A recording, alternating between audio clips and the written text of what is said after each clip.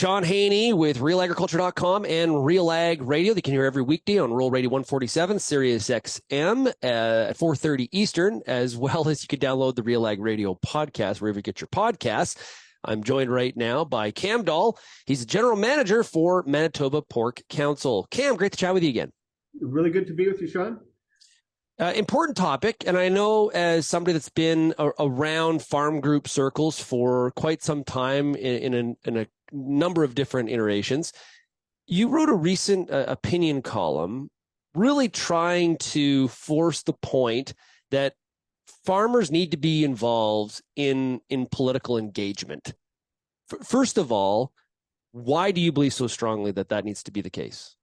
Well, it's driven in Manitoba. We're in the middle of an election, but the point isn't just specific to an election.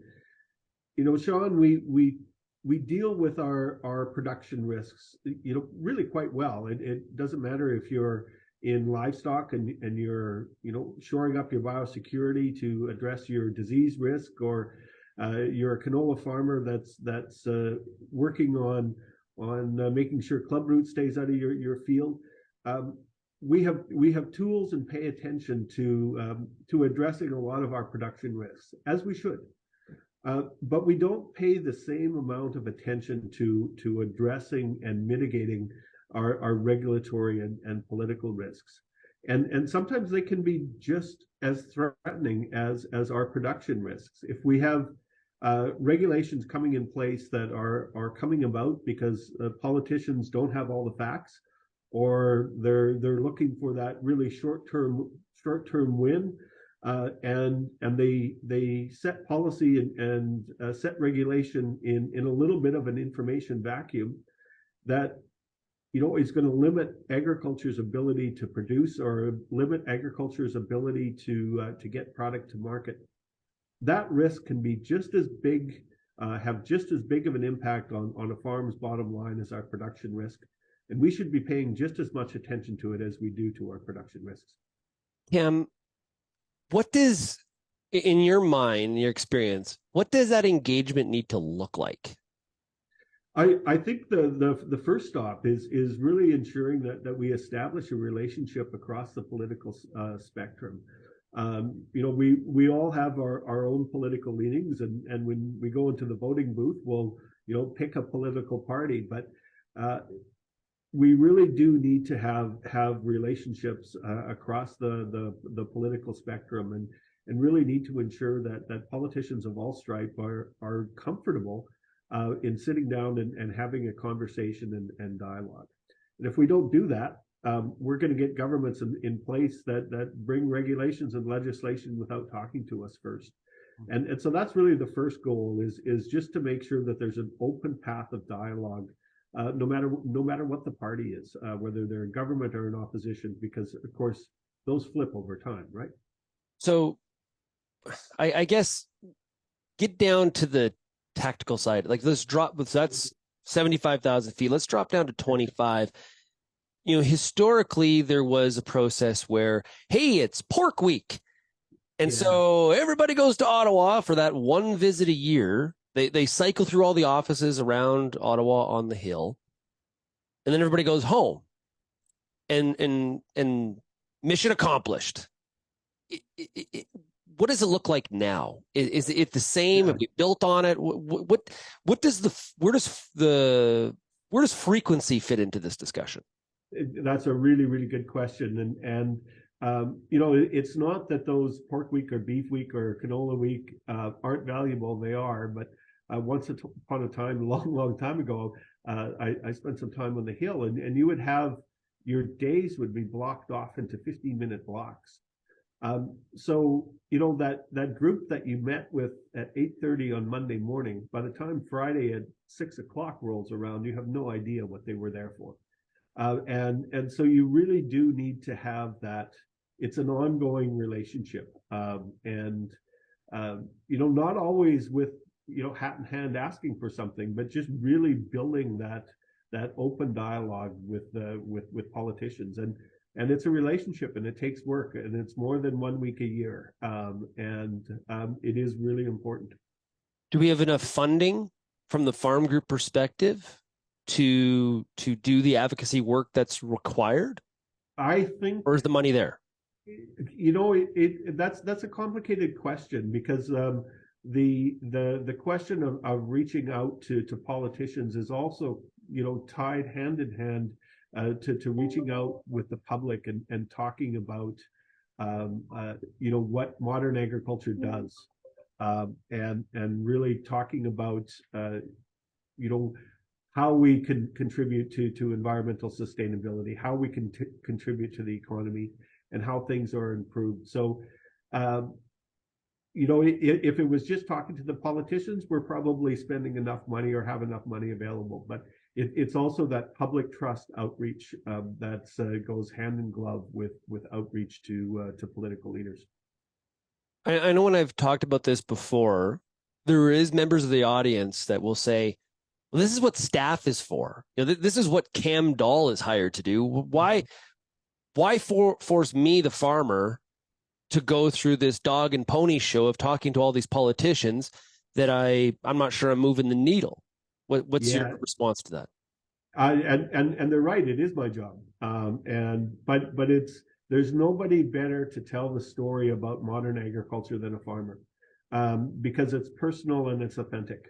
This is what I'm paid to do, and so that maybe means that my talking points don't come across as quite as authentic as it does talking to somebody who is creating jobs and working and investing in the constituency that the politician is representing, and it becomes much more personal, and so that is far more effective to have farmers tell the story. Yes, we need to do that as organizations and staff, but farmers need to be directly involved as well too.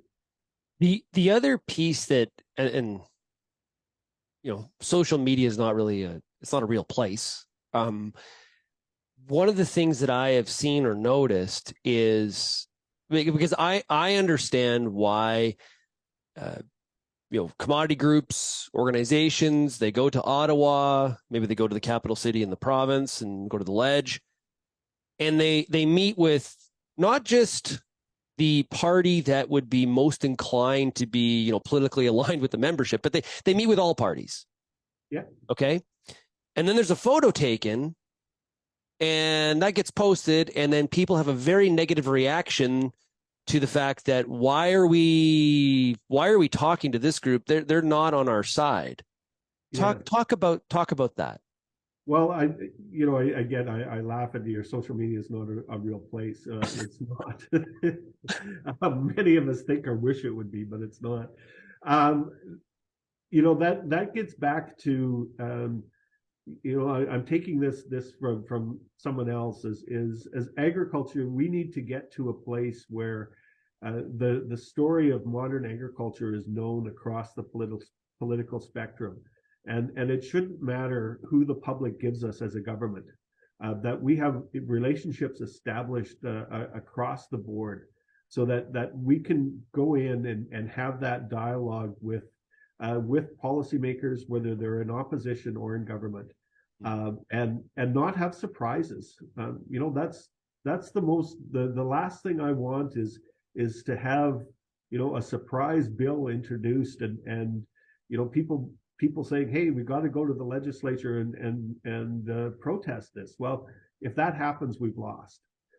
We need to have the relationship in place beforehand, so the government is thinking about, well, maybe we need to regulate animal welfare a little bit more closely, that we can have those conversations first about, again, what modern agriculture is doing, and what the current regulatory environment is in place. And if we can help have that conversation, we can help build legislation and regulation that meets the needs of the public, as well as allows agriculture to continue to grow.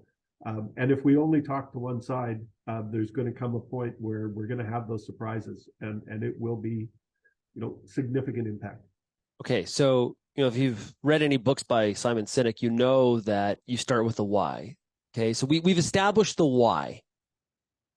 Do you have insights? And it kind of goes outside of what you talk about in the column that we've posted at realagriculture.com so people can check it out. What's the how?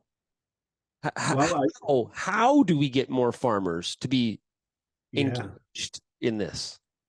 It's hard. I think that getting back to the earlier part of our discussion, I think that's when I talk about this with producers, it's really that acknowledgement that the political risk that we face, the regulatory risk, is first, it can have just as much of an impact on a farm's bottom line as our production risks.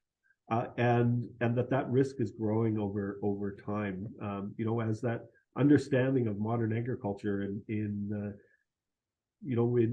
party circles, it's continuing to fall. So I think that's the first how is just that recognition that legislative and political risk is real, and we need to work to address it. But I think it's important that there's multiple tools, right? There's not just one magic bullet. So yes, we need our farmers to talk to their politicians, especially now in Manitoba where we've got an election going on. We need farmers to talk to all their candidates, but it needs to be an ongoing relationship, and farm groups are important to do that as well. So it's it's not a single approach or a single tactic. It's multiple across the board. You have spent a lot of time in other countries. This may not be a fair question, but are other countries, like when we look at the gap of where we are versus where we need to be in terms of the engagement, are we like everybody else? Are we behind? Are we ahead? Do we do this better or worse than others? Is there any sort of, because to be fair, I hear a lot of the same stuff in the US. Now we could talk about what the actual impact is compared between the two countries, but any thoughts on how Canada does relative to other parts of the world? I think when we compare ourselves to the US, we're probably, I think we're kind of on par with where the US is, and face similar issues with that growing pressure from the public on the public trust issues. But you look at other countries, and this isn't always positive, but other countries where that pressure has gotten to the point of say you look at the Netherlands, where they're actually looking at shutting down farms. Yeah. Well, farmers there are really engaged, but the lesson I'm taking from that is the time to be engaged is not when that regulation and legislation is coming down. The time to be engaged is beforehand, so it doesn't happen in the first place. Cam, thanks so much for joining us. Really appreciate it. All the best to you, and look forward to our next chats. Always love talking pork with you. Cheers, Sean.